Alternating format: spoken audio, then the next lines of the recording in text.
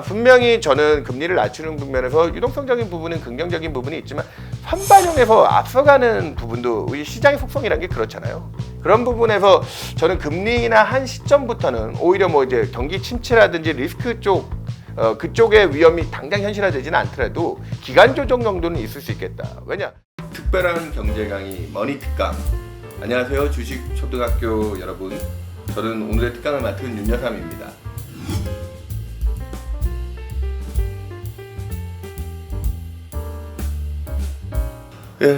우리가 금리 인상을 처음 시작한 게 주요국 중에 가장 빨랐던 21년 8월부터 먼저 발을 띄었는데요. 그리고 나서 23년 1월에 마지막 인상을 하고 다른 선진국들이 좀 추가 인상을 할 때도 우리가 좀 먼저 움직이긴 했습니다. 그렇지만 지금 동결 기조를 조금 길게 이어가고 있는 배경에는 아직까지는 물가가 우리도 올해 초까지만 해도 3% 내외를 넘나들었거든요. 물가는 일반적으로 이제 경제 체온이라고 하는데 적어도 우리나라가 한 2% 내외 정도가 적정 수준으로 보는데 지금도 이번 달에 다행히 6월 물가가 전년 대비로 2.4%로 안정 범위에 거의 근접하긴 했지만 그 물가 안정 확인까지의 시간이 걸렸기 때문에 무려 1년 반이 넘는 기간 동안 지금 동결 기조를 이어가고 있다. 그리고 사실상 경기 여건은 미국이 좋았지 우리는 썩 좋지는 않았는데요. 그럼에도 불구하고 우리는 물가 안정에 가장 방점을 두면서 하는도 오늘도 동결한 이후에 물가의 라스트 마일이라는 표현을 쓸 겁니다. 마지막 이 통과점을 지나는 것을 확인하는 과정이 있었다. 그래서 지금 동결이 좀 길어졌다. 이렇게 이해하시면 될 것 같습니다. 그러니까 지금 우리가 또 요 근래 금리 인하에 대한 기대가 많이 높아지는 것 중에 하나가 우리나라 경기가 최근 몇 년 내 그렇게 썩 좋지 않았다는 건데요. 22년 이후에 한국 경제 특히나 내수 중심으로 고민이 많은데 작년에는 수출도 되게 나빴죠. 반도체가 작년에 뭐 유수의 기업들이 다 적자를 낼 정도로 어려웠다가 올해는 업황 개선되면서 수출 증가율이 이번 7월도 10일까지 보니까 전년 대비 뭐 30% 가까이 두 자릿대 지금 높은 성장세를 보이고 있기 때문에 올해 이제 수출 주도하에 우리나라 성장률이 작년에 1.4%에 불과했는데 올해는 그래도 2% 중반대, 한은이 2.6, 저희 시장 추정으로도 뭐 그 정도 언저리 수준을 한은이 2.5에 시장이 한 2.6% 내외 정도를 보고 있는데요. 하지만 지금 고민스러운 건 또 반도체의 그 기저효과에 의한 강도가 메인이지 다른 수출 분야에 대해서는 여전히 고민이 많고요. 여전히 고민이 많다는 게 또 우리가 좀 주력 산업 중에 하나였던 뭐 2차 전지라든지 이런 게 또 다른 정책 이슈에 있어서 조금은 소요가 있는 것 같고 특히나 지금 가장 문제가 되는 건 내수죠, 사실은. 내수 경제가 지금 이번 6월 달에도 고용 지표 보면 전년 대비 10만 명이 안 되는 일자리. 그러니까 팬데믹 전후해 가지고 평균적으로 우리나라가 어느 정도 고용 시장이 안정적으로 돌아간다고 하면 30에서 40만 정도의 일자리가 전년 대비 늘어나는 속도가 적절한데 지금 5월에 이어 6월에 두 달 연속 10만 명이 안 되는 일자리 탄력을 놓고 보면 지금 내수 경제에 대한 취약성이 상당히 높다. 그러니까 금리는 내생 변수이기 때문에 사실은 수출 주도하에 올해가 작년보다 경기가 좋아지고는 있지만 분명히 아까 얘기드렸던 지금 금리 인하를 방해했던 물가가 안정 범위에만 들어온다고 하면 우리는 지금 어느 정도 이제 전반적인 경기 내수의 부양을 위해서라도 금리 인하가 지금 필요한 시점이 아니냐, 그런 관점이 지금 우세하다 얘기 드리겠습니다. 대통령실 정책실장께서도 얼마 전에 방송에 나와서 얘기하셨지만 우리보다 물가 사정이 조금 더 뭐 높은 수준에 있는 주요국들 중에 뭐 대표적으로 스웨덴 같은 나라를 들 수 있겠는데요. 경제가 좀 많이 취약성이 보이자마자 금리 인하를 단행한 국가도 있고요. 우리는 지금 이제 대략 전년 대비 2.4%. 근데 8월 이후 우리나라 물가가 작년에 이제 3%대의 높은 물가에 대한 이제 반작용이 좀 들어오면서 뭐 통계상에 수치적이라고 폄하할 수도 있지만 2% 내외 정도로 안정범위 딱 목표 수준에 도달할 것으로 보고 있습니다. 이미 이제 농산물이라든지 석유류를 제외한 근원 물가는 2.2%대 초반, 2.2까지 떨어져 있는 상황이기 때문에 우리나라는 이제 물가 안정 범위 내에서 주요국들보다는 통화정책 완화에 대한 기대치. 그러니까 미국이 지금 대략 9월쯤 인하할 거다. 미국이 인하를 안 했는데 우리가 먼저 인하할 수 있느냐는 논란 속에 사실 그동안 우리가 동결기조 이어왔던데 중요한 팩터 중에 하나였는데요. 우리는 지금 물가만 놓고 보면 사실 금리 완화에 대한 조건, 필요 조건은 거의 지금 갖춰진 정도 수준에 와 있지 않은가, 그렇게 보고 있습니다. 저희는 실제로 당장 이달에 금리 인하를 주장하는 금통위원 소수 의견이라는 의견이 등장할 거로 보고 있고요. 당장 8월까지는 마지막 물가 외에 이제 금융 안정 측면에서 조금 확인해야 될 뭐 가계부채라든지 외환시장 문제 뭐 이런 것들이 조금 점검 포인트가 있긴 하지만 그래서 8월에 바로 인하는 아니지만 미국이 9월에 인하가 지금 유력해진 상황에서 우리나라가 연내 한 4분기쯤에 액션하는 거에 대한 기대는 인하 실시는 거의 기정사실로 받아들여지고 있지 않나. 그 현재 국고 3년 금리가 3.1%거든요. 기준금리 3.5% 대비해서 거의 0.4%포인트나 낮습니다. 그렇게 채권시장 금리가 앞서가고 있다는 건 금리 인하에 대한 기대를 상당히 많이 충족하고 그 가능성을 높게 보고 있다 이해하시면 될 것 같습니다. 그러니까 환율은 사실 우리나라가 미국보다 금리를 덜 올렸기 때문에 그래서 200bp나 기준금리가 낮은 여건이 지금 뭐 1,300원대 후반대 환율을 만들었지만 바로 옆에 있는 일본만 보더라도 최근에 뭐 증시 그렇게 호황임에도 불구하고 엔화가 올해 절하된 폭이 우리나라의 거의 2배 가까이 절하가 되겠거든요. 그리고 지금 여러분들이 잘 안 보시겠지만 필리핀이나 인도네시아, 말레이시아 같은 동남아시아권 국가들은 우리랑 같이 예전에 90년대 후반에 외환위기를 겪었잖아요. 그들 지역 환율은 그때 외환위기를 겪었던 시기보다 더 높은 수준을 나타내고 있습니다. 물론 우리가 작년에는 무역수지, 그러니까 수출이 안 좋아서 무역수지 적자까지 내가면서 상당 부분 약점이 있었지만 올해는 이런 무역수지를 흑자로 전환시키고 있고 최근에 금융시장 안전 포인트 그리고 미국이 통화정책상에서 그동안 달러 강세를 주도했던 주도력을 갖고 있었는데 9월부터 미국이 금리 인하를 들어간다면 인하에 대한 기대치는 우리가 올해 한 2차례 내년까지 토탈리에 한 4차례 정도 하느냐 100bp 정도 하느냐 마느냐 정도 한 시장 기대로 한 75bp 정도 보는 것 같더라고요. 근데 미국은 내년까지 시장 현재 녹아있는 기대로만 해도 150bp 정도 완화 기대입니다. 그런 측면에서 환율이 지금 1,380원이 높은 수준이고 그거를 확인하는 과정에서 당장 8월 달까지도 미국 금리 인하 전에 우리가 조금 더 신중성을 유지할 수는 있겠으나 이제 변동성이라든지 이런 것들을 놓고 보면 저희는 4분기에 우리나라 금리 인하하는데 외환시장의 걸림돌을 좀 제한이 좀 줄지 않을까. 여기에 한 가지 팁을 더 얘기 드리면 우리가 9월 달쯤에 글로벌 본드 인덱스 편입 이슈가 있습니다. 저기 FTSE에서 관여하는 WGBI라고 하는 본드 인덱스 편입 이슈가 있는데요. 그 채권 지수가 글로벌 지수에 편입되게 되면 그 지수를 추정하는 자금들의 대략 우리나라가 전 세계 채권 시장의 한 2% 남짓한 비중인데 그거 감안해서 유입될 자금이 한 500억 달러 정도 내외 우리 돈으로 환산하면 70조 정도 되는 수준이죠. 그 정도에 대한 채권 시장의 외국인 그게 한 번에 들어오는 건 아니겠지만 그런 식의 우리나라가 1년 동안 무역 수지로 벌어야 될 돈이 본드 인덱스 편입으로 좀 안정화될 수 있는 수급 여건까지 보면 원달러 환율이 올해 미국 금리 인하 시작하고 나서 다시 1,400원대 상승 리스크보다는 오히려 1,300원대 초반으로 안정화되는 방향성 쪽으로 그래서 우리도 금리 인하에 조금 더 편안함을 느끼면서 진행할 수 있지 않을까 그렇게 보고 있습니다.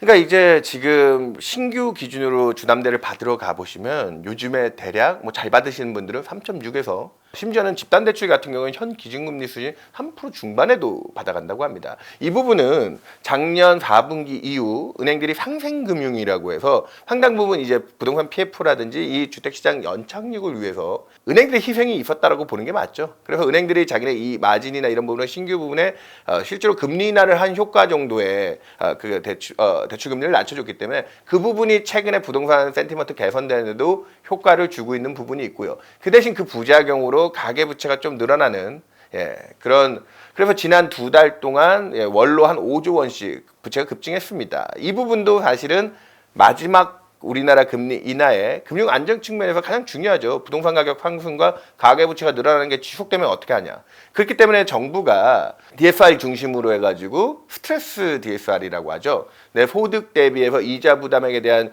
조금 더 미시적인 규제를 준비하고 있고요. 원래는 6월 말에 이제 7월 시작하면 시행하려고 했는데 그걸 2달 연장은 하긴 했지만 그건 부동산 시장 연착륙과 더불어서 2달 뒤에는 미시적인 대출에 대한 규제가 들어오기 때문에 지금 사실 요 근래 가계부채 급증하는데도 그 정책 시행하기 전에 미리 대출을 받자는 선수요까지 가세하고 있는 거거든요. 그거 미시대책 시행하면 통화정책은 이제 좀 더 완화 쪽으로 조합을 맞춰가면서 전반적인 내수 경제 안정과 금융 안정 측면에서의 조합, 미시적으로는 긴축, 거시적으로는 통화정책 완화 이 조합이 저희는 올해 4분기부터 진행된다. 그래서 우리나라 금리가 4분기 이후에는 좀 인하 폭이 저희는 조금 더 있을 거다라고 보고 있습니다.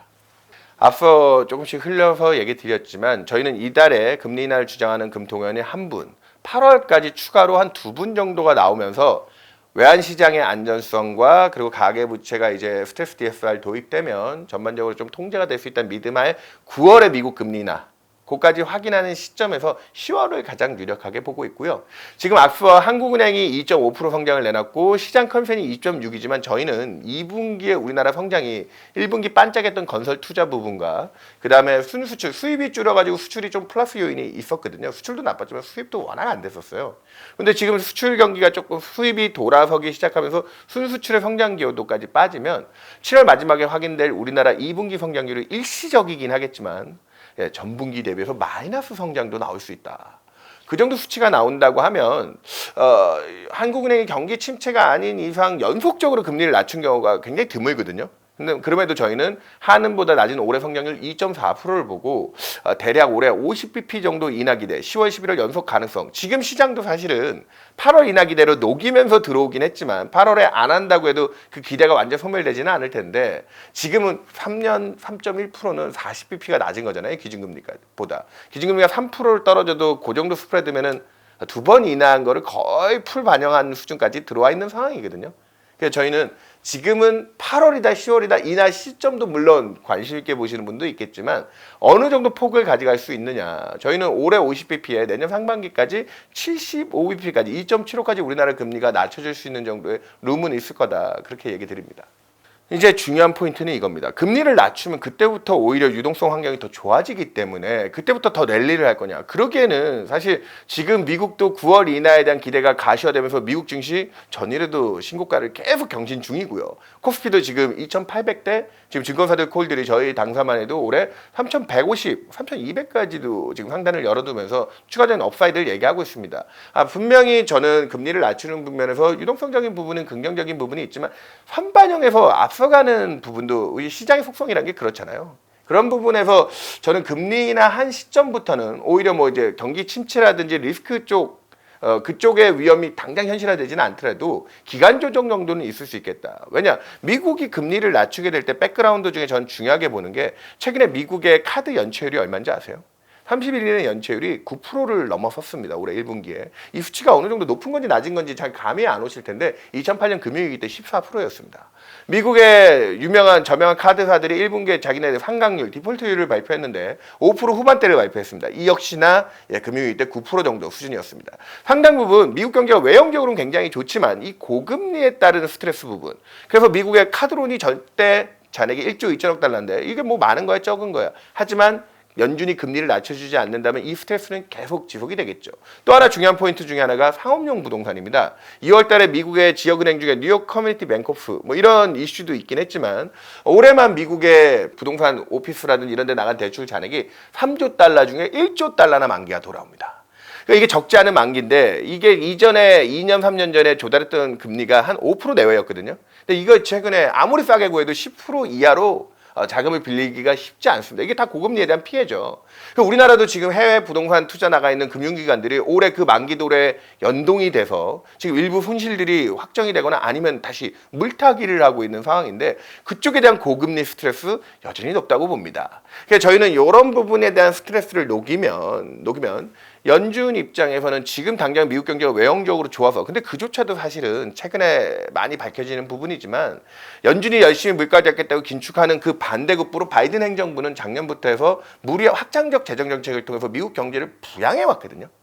그러다 보니까 전체적으로 미국 정부 부채도 많이 늘었고 최근에 미국 정부가 1년에 내야 될 이자 부담액이 1조 달러. 미국의 전체적인 단일 세출 중에 제일 큰 부분이 뭐냐면 국방비입니다. 국방비가 1조 2천억 달러입니다. 만약에 연준이 올해 금리 인하를 하나 더 해주지 않으면 지금 5% 넘는 그 높은 금리 수준으로 만기가 돌아오는 국채들이 고금리로 갈아타기가 진행될 텐데 연말까지 얼마로 치솟을 것으로 추정되냐. 연준이 금리 인하를 안 해주면 1조 6천억 달러의 이자 부담액을 내야 됩니다. 이러면 미국 정부 자체 자기네들의 벌써 이자 부담을 감당하기도 쉽지 않고 그래서 정부가 이제 더 이상 빚을 내서 경기를 부양할 수 있는 상황이 아니라는 거거든요. 제가 그렇기 때문에 이 금리 인하와 주식시장의 관점에서의 포인트는 아까 기가 조정을 얘기했던 게 지금 연준이 아무리 긴축했어도 미국 주식시장이 제일 좋았던 건 정부가 돈을 써주는 힘이 컸기 때문입니다. 그리고 거기에는 이제 저신용 대출자들이 아직까지는 고정금리여서 큰 신용 문제가 없었기 때문에 지금까지는 좋았던 거거든요.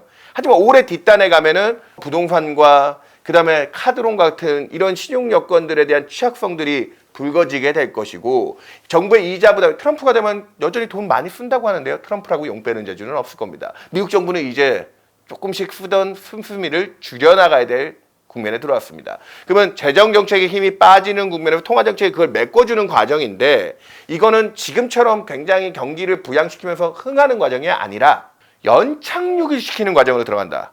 직접적으로 재정에 돈을 쓴 건 그냥 돈을 뿌려야 된 거거든요. 통화정책보다 더 직접적이죠. 정부는 재난지원금이다, 감세다 이런 걸로 돈을 줬으니까.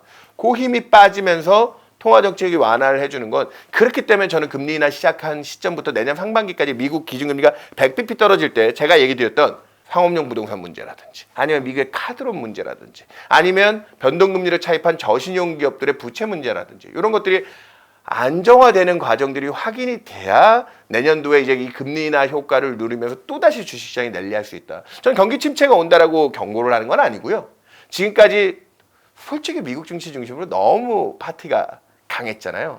그렇다면 금리 인하 시작이 이제 우리 뉴스에 사서 소문에 사서 뉴스에 팔아야 되는데 금리 인하는 뉴스입니다. 그 시점부터의 여러분들의 투자의 스킴이나 이런 부분들이 고민이 시작될 시점이 아닌가 오히려 되려 그거를 포인트로 얘기 드리겠습니다. 올해만 우리나라 내에서 우리나라 현물 채권 그러니까 일반적으로 뭐 정부가 발행한 국고채나 뭐 요즘에 개인용 국고채까지 분리과세 이슈로 인기가 많은데요. 올해 25조를 샀습니다.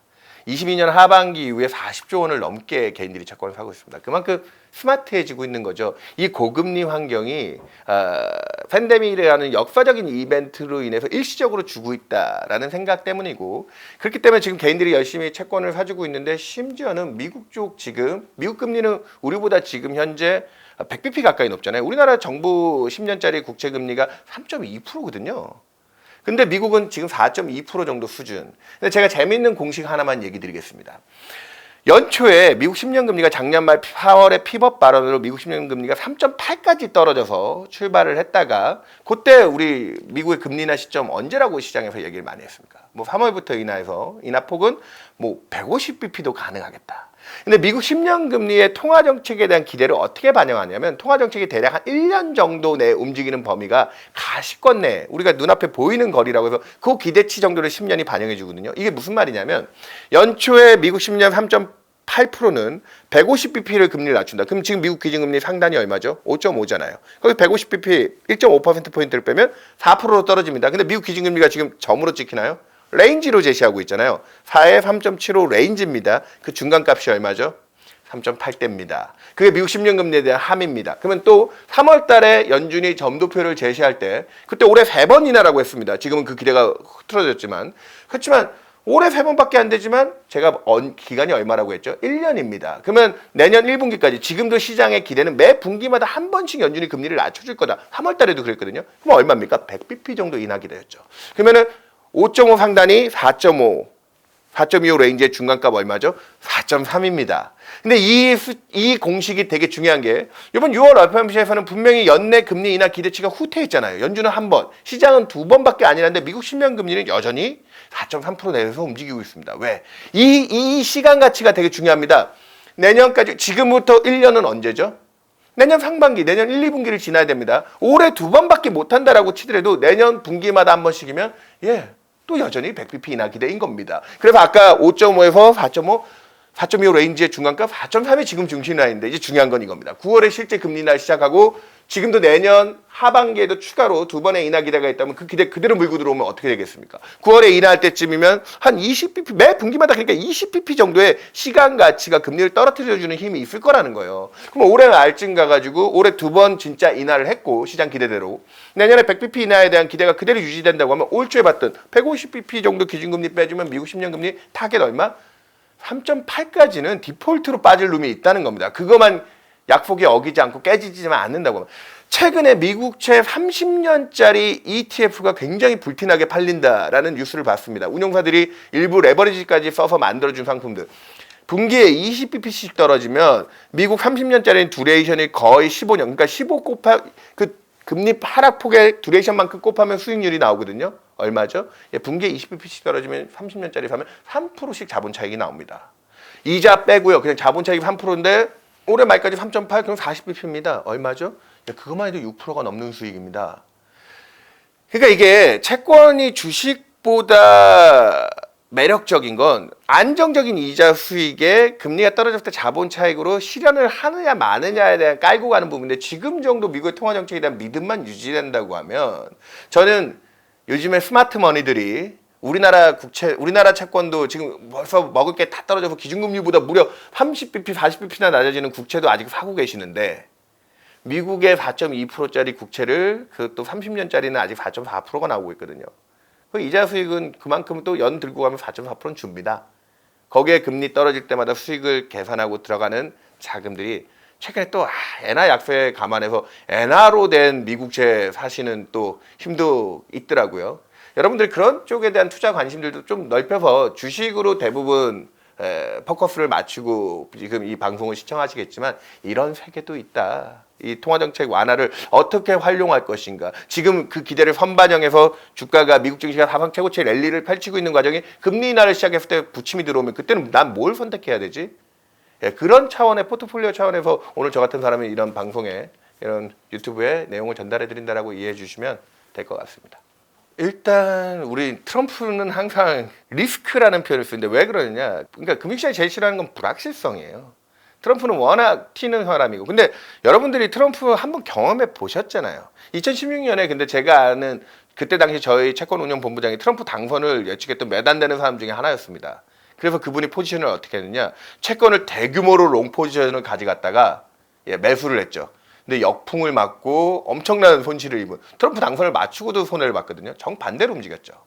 왜냐? 트럼프는 결국은 재정을 써서 인플레이션을 일으키는 사람이었기 때문에 채권 시장에는 악재가 된 겁니다. 트럼프가 당선되면 금융시장 불확실성, 불안 때문에 안전 위험 자산들 주가가 빠지고, 그러면서 채권이 반대급부로 수혜를 보지 않을까라고 배팅을 했는데 당한 거죠. 근데 이번에도 지금 공식은 트럼프는 여전히 인플레이션주의자고, 트럼프가 당선되면 또 감세하고 돈을 많이 써서, 지금도 아까 제가 미국 정부의 이자 지급에까지 디테일하게 얘기 드렸잖아요.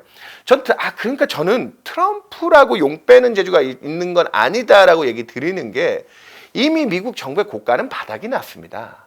미국 정부 부채는 미국의 의회 예산처조차 지금 재정 적자를 더 내면 선지에 빠질 수 있다. 뭐냐? 아랫돌 깨서 윗돌 개는 거예요. 이자 갚으려고 빚을 더 내야 되는 상황에 지금 미국 정부가 지금 초입해 있습니다. 미국채가 전 세계에서 제일 안전한 자산인데, 그렇기 때문에 트럼프가 이번에 대선 토론 잘했다고 한 날 지난주 초였죠. 미국채 10년 금리가 무려 트럼프 대선 그 우세 이후 20bp 가까이 치솟았었습니다. 4.5 근처까지 갔었습니다. 하지만 지금 다시 균형을 잡으면서, 저는 지금 시장이 또 트럼프가 만약에 뭐 누가 될지 진짜 모르죠. 끝까지 가봐야 되는데, 트럼프가 당선된다고 하더라도 전 트럼프는 굉장한 이성주의자라고 보고 있습니다. 그때도 트럼프 당선, 모를 때 트럼프 당선은 채권 시장에 호재일 거다라고 배팅했다가 사람들이 당했잖아요. 지금은 또 공식대로라고 하면 트럼프가 당선되면 미국 금리가 치솟고 달러가 강세로 갈 거다라고 많이 주장하고 계신데, 제가 재밌는 통계 하나까지 더 얘기하면서 미국 대선 결과 얘기 드리겠습니다. 미국 대통령은 2번을 하잖아요. 초임, 재임. 2번을 하는데, 대통령들이 초임 때 돈을 많이 쓸까요? 재임 때 돈을 많이 쓸까요? 그러니까 재정 같은 걸 풀어가지고 경기 부양이나 이런 거 언제 많이 할까요? 당연히 초임 때 많이 합니다. 그때 이렇게 분위기 좋게 하고 그렇게 해야 뒤를 도모할 수가 있죠. 대부분 평균적으로 재임 때가 초임 대비 재정 적자가 절반으로 주는 경향이 있습니다. 요번에 아주 이례적인 상황이죠. 바이든이 되든 트럼프가 되든 둘 다 그리고 초임 때 돈을 많이 썼던 대통령들입니다. 바이든은 뭐 낙태법 같은 거에 관심이 많을 거고요. 트럼프는 뭐 글로벌 뭐 경찰 역할에 이제 발을 빼고 외교나 뭐 이런 쪽 뭐 관세 얘기도, 보편 관세 얘기도 하고 있지만, 그거 미국 국민들한테 엄청난 고통을 주는 겁니다. 아니, 전 세계에 들어오는, 미국에 들어오는 물품에 5에서 10% 관세를 뗀다. 그만큼 물가에 대한 부담이 들어오는데 트럼프가 그걸 진짜 시행할 수 있을까요? 지금은 정치적인 대립이나 세결을 분명하게 하기 위해서 그런 것들을 강조하고 있지만, 전 트럼프가 대통령 되면 오히려 생각보다 균형감 있게 갈 수도 있다. 트럼프 당선을 꼭 채권 시장의 악재로만 보지 말고, 지금 트럼프 때문에 미국 금리가 한 번씩 튀는 이슈가 나온다. 채권은 저가 매수의 기회로 삼아야 되는 게 맞지 않을까. 전 트럼프는 균형감 있는 사람이고, 바이든은 그럼 바이든 얘기는 왜 이렇게 안 해요? 바이든은 안 될 거라고 얘기 안 하는 거예요? 바이든은 이미 작년 2년 동안 재정 적자를 너무 많이 썼습니다. 그래서 올해 바이든이 내세우고 있는 메인 공약 중에 하나가 뭐냐면, 우리만 금투세 걱정하는 거 아닙니다. 미국도 지금 부자 증세를 바이든이 들고 나왔습니다. 작년에 지방소득세를 한 4천억 달러 감세해주면서 미국 가구당 중하위층 가구당 무려 막 2천만 원씩 뿌려줬거든요. 그 돈의 힘으로 미국이 지금까지도 소비. 그러니까 미국 경제를 여러분들이 너무 착각하시면 안 돼요.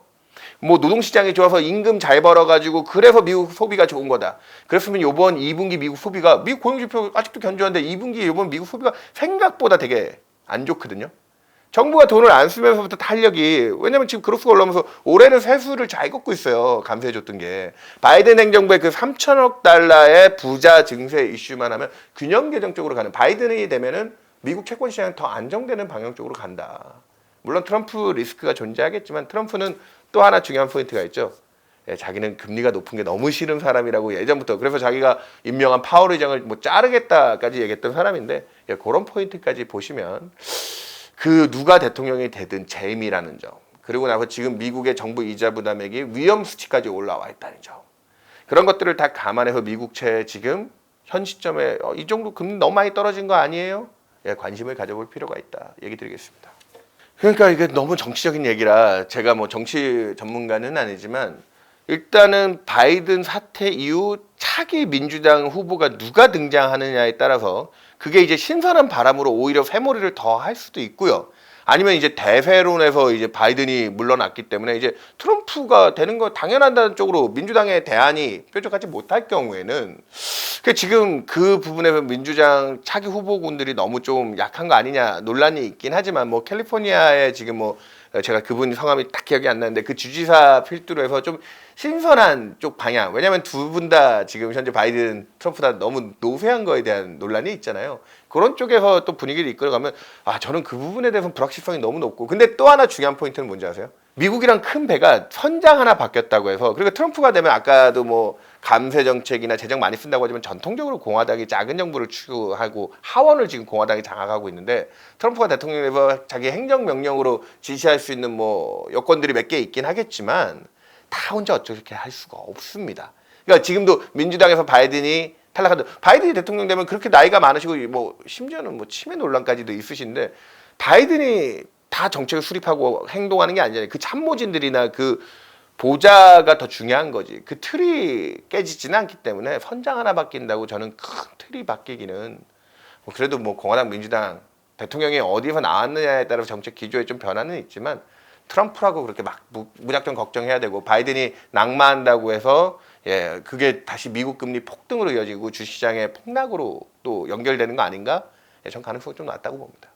지난 의사록에서 아직까지도 뭐 물가에 대한 라스트 마일이라든지, 그리고 지금 미국 경제가 좋기 때문에 인상까지 검토해야 된다 얘기가 있긴 하지만, 미국 물가가 주거비 단에서 떨어지는 거에 대한 저항이 있는 거지 다시 뭐 4% 향해 올라가는 건 아니거든요.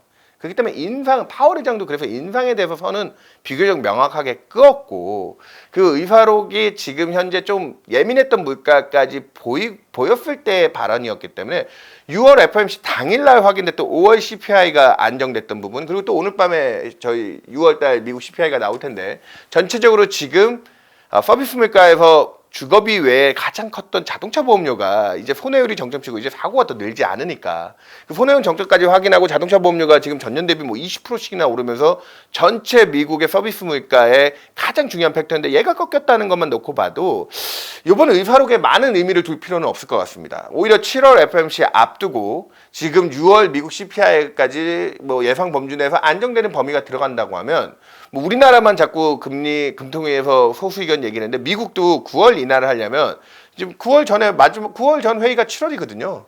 9월 진짜 액션 들어가기 전에 7월에 도비시한 연준 인사 중에 이 정도 물가 안정을 감안해서 금리 인하를 주장하는 연준 인사가 나올 수 있느냐? 이게 나온다고 하면 아마도 7월 마지막 주, 7월 31일 날 FOMC잖아요. 그때쯤 미국 10년 금리는 4% 초반을 깨고 내려갈 정도의 또 트라이가 나오지 않을까, 저는 그렇게 생각합니다. 예, 저희는 원래 작년 10월달 연간 전망 때부터 미국의 금리 인하 시점을 대략 한 7월 정도 여름쯤으로 잡았습니다. 이유가 물가가 최소한 안정범위에 들어가려면 상반기 정도의 시간은 필요할 거고, 1분기까지 미국의 경기가 그때까지 끌고 왔던 탄력이 있어서 미국 경기가 좋으니까 1분기 지표까지 좋고 2분기부터 좀 식어야 여름쯤 7월 인하를 받는데, 그 사이에 시장 기대가 파월 의장의 피벗으로 뭐 올해 3월도 할 거다, 그리고 6월에는 해주겠지, 그렇게 갔다가 저희는 그때까지도 한 번도 7월을 변경 안 했거든요. 그러다가 오히려 되려 4, 5월 달에 미국의 물가가 좀 끈적거리고 미국 지표가 생각보다 고용 지표 중심으로 버티니까 이거 이러다가 올해 2번 아니 1번도 못 하는 거 아니야? 뭐 이제 연말 인하설까지 밀리더라고요. 그때 5월 초에 미국채 10년 금리가 그래서 4.7%까지도 올랐었습니다.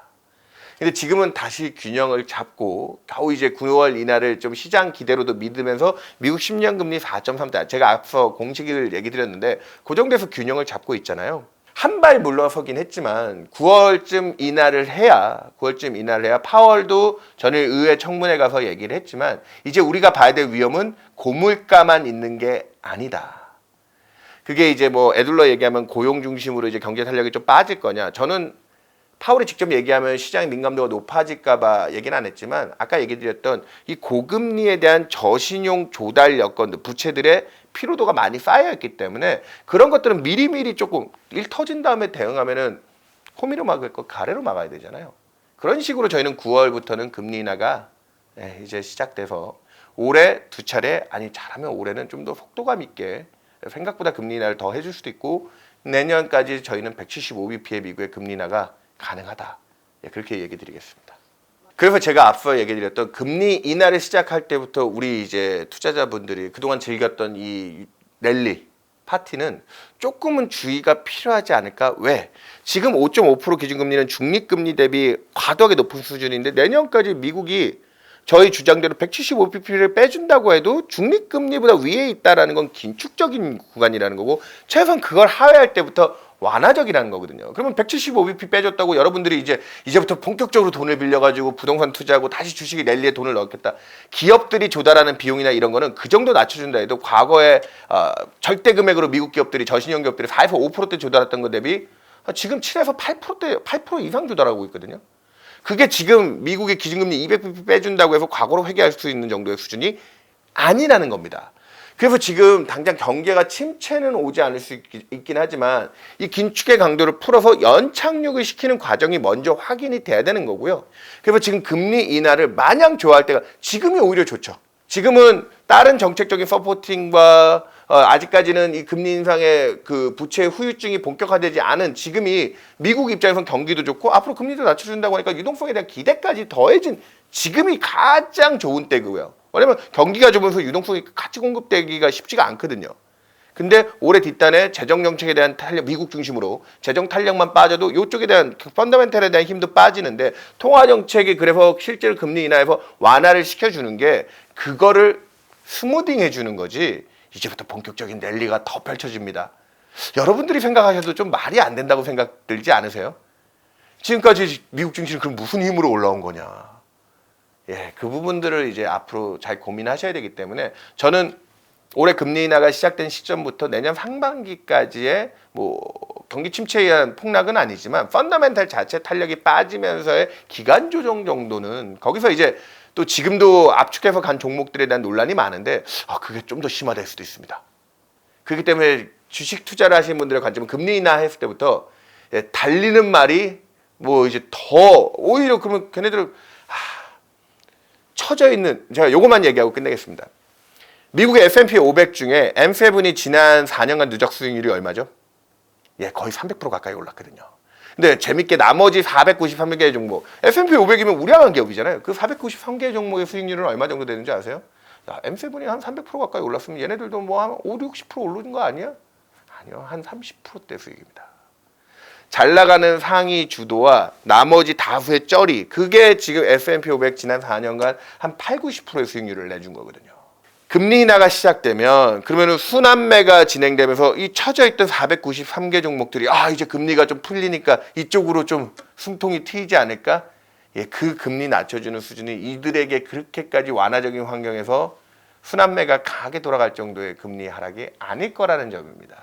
오히려 금리 낮출 때부터 더 지금도 압축돼서 가서 너무 힘들었는데 저는 매크로 관점에서 올해 금리 인하 시점부터 내년까지 이제 어느 정도 연착륙에 대한 가시거리 보일 때까지는 그 압축 장세가 초압축 장세로 더 심화되지 않을까. 그러니까 여러분들이 달리는 말에서 함부로 뛰어내리기 힘드신 저는 주식 전략가가 아니기 때문에 함부로 뭐 얘기를 못 드리지만 매크로를 보는 사람의 입장에서는 이 평균의 함정, 그러니까 평균에는 아무것도 없습니다. 이 평균의 함정 시대에 잘 나가는 소수와 다수의 쩌리 시대에서 어떻게 투자를 해야 될 건가. 금리 인하 이후에 그 고민이 더 심화될 거다.